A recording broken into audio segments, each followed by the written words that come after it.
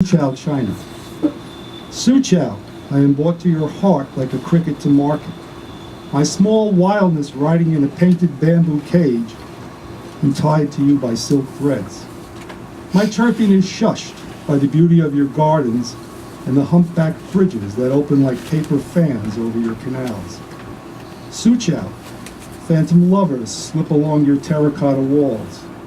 They glide in moonlight over the barges and the spread of a woman's hair as she bathes in the river. In the mountains it rains. The lake in autumn is flooded. Suzhou, when will I be home? Part 2. At nightfall, swans gather alongside the bridge. They arch their necks in coily sway. Our guide tells the story of a Wu Emperor's wife who met her lover in the shadows. I am saddened. The bridges connect nothing now. The summer palaces are abandoned. Robed in vines, they stand in silence, old men without memories. She was put to death, but as legend tells, first blinded and made to walk in robes of shame through Suzhou's gardens. Of him, nothing is remembered, but of their lives, a few museum pieces remain. Her jade hairpin, his ink stone, and a bronze cricket, its small perfection, the favorite toy of an emperor's bastard son. This next poem is about Suzhou, China. Thank you. It's decidedly a poem about food, among other things. It's called Market Street, Suzhou, China. Saffron-robed monks walk arm in arm. Their scrubbed faces and shaved heads politely nod from under black umbrellas. Street vendors selling temple offerings extend arms draped with garlands of marigold and hold up glinting amulets of Buddhist deities, revered Christian saints, and Hindu gods. Food carts smoke and hiss with frying oil. Fish and meat marinate in copper bowls and are cooked over pungent charcoal fires. While around the ankles of customers the flicker-shimmer shapes of cats twine, yowling for scraps. Mongol men wearing fur hats hawk cloth from boats strapped to their backs.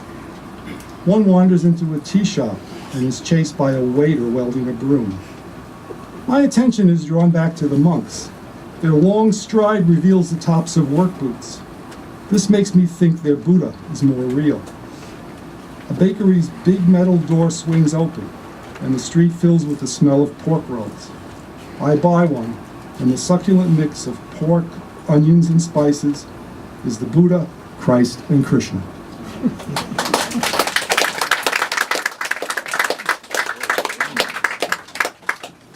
Oh, okay, thanks. That's my son, Sergio. A little bit of an introduction to the next poem. In Greek mythology, we find the story of Europa. She was a beautiful princess who Zeus saw walking on the beach. Zeus, being Zeus, lusted after Europa. To seduce Europa, Zeus turned himself into a very beautiful and tame bull. Europa climbs on for a ride, and Zeus carries her off across the Aegean Sea to the island of Crete. There he ravishes her. She has sons by him and becomes the queen of Crete. End of story. I've reimagined the myth, adding a little extra magic or science fiction to the original story. And why not? The gods are the gods. You just have to believe. In this poem, Zeus, after tiring of Europa, transforms her into the continent today known as Europe. The poem is set in Europa's eternal present and is called Europa after the change. Her curly hair, now pine and oak forests, has a rosy glow in the morning light. And those cliffs under her eyes, weary and like violet half-moons, are still adorably mortal. Must, her shores are livid after storms. But always a highborn, she welcomes the men who paint their faces blue, men who bump their odd pea-pod boats against her sides and wrap garlands around her trees, while she marvels at how those giants, just yesterday, were sprouts. Later, much later, after Gaul and Hun and Roman bang their swords, saints will claim her. She'll hardly care. She was a giant, so much more than a mortal, a millennium before their Christ was born. Red wine flowed in veins then, stronger than any blood, and gods had horns and balls, and were apt to take a fancy to a pretty maiden walking on a beach. History is something she sheds like dirty clothes. No past, no present, no future. Time just a jumble of tenses at the foot of her bed.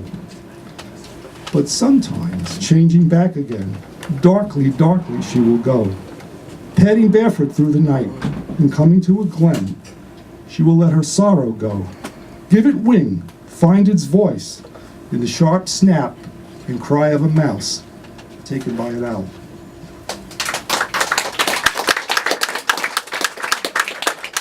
Okay. This next poem is about being 13 in Brooklyn. It's called "Did You Grow Up to Be a Beautiful Woman with Tornadoes in Your Hair?" An open letter to the weather witch. And it has a footnote, which I'll read ahead of the poem. Josephine was 14, I was 13. She lived on my block and claimed her family was very old and that she was a weather witch.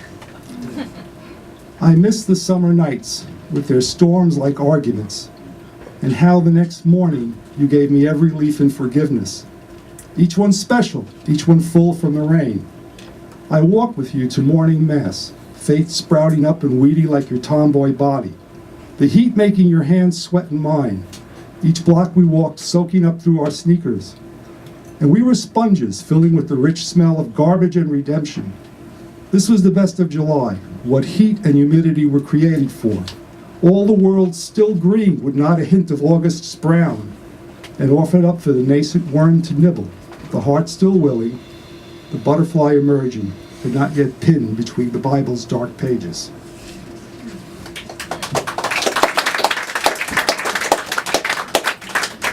Shakespeare's Morts, that's the title of my book and one of the poems in the book. It consists of 4 sonnets about a band or swarm, if you will, of warrior morts. The poem's eye or narrator is one of these morts. Part adventure story, part romance, and definitely a la Shakespeare in style. The poem is a nod to several of my teenage passions, namely science fiction, swashbuckling adventure movies, and of course Shakespeare, which as a kid in high school, along with everybody else, I was forced to read, barely understanding what I read, but eventually turned on by the music and the language, sensing more than understanding his greatness. I'll read the 3rd sonnet of the poem. It's entitled "The Raid on God's House." The Raid on God's House. I saw him once, his house beneath me on the ancient road that rose and canted in the light like a dream. As I tapped, he peered through the glass, an invalid blind as the stars. His face was disdainful as a king's, the eyes though were a beggar's, vacant and milked over. Common, brown, not blue, divinity balding, hidden under an old campaign hat. He raised a trembling vain hand, and with a shake of the curtain shooed me away. And without a word, as if I had never been born, he turned his back.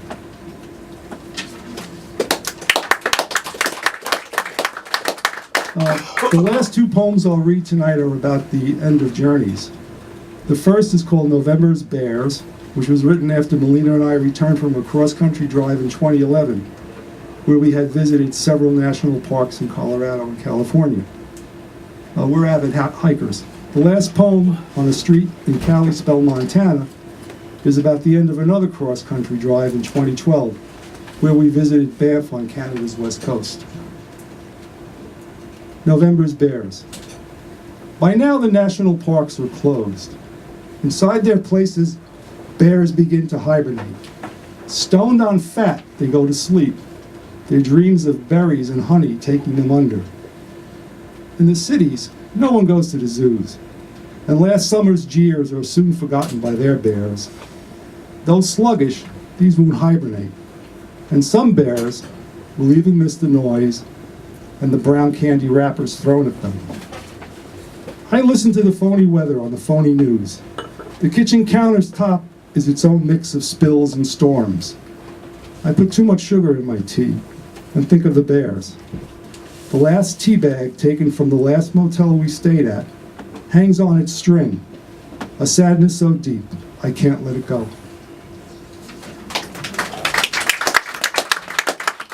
And the last poem is called On a Street in Kalispell. We found ourselves very early in the morning after crossing the Rockies in this fantastic town called Kalispell, Montana. It's kind of like an old west town, but you know, it has a shopping center also. On a street in Kalispell. We could have gone on that way forever. And in a way we did, slipping beyond time. All the parts of us there and not there.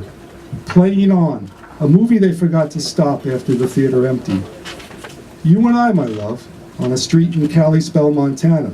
The Rockies are behind us now on the American side, waiting for the morning like a sleeping castle.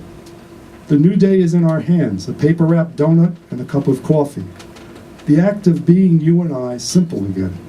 Just a shoelace we tie and untie in the half-light. You and I, my love, there and not there. A presence unseen but felt.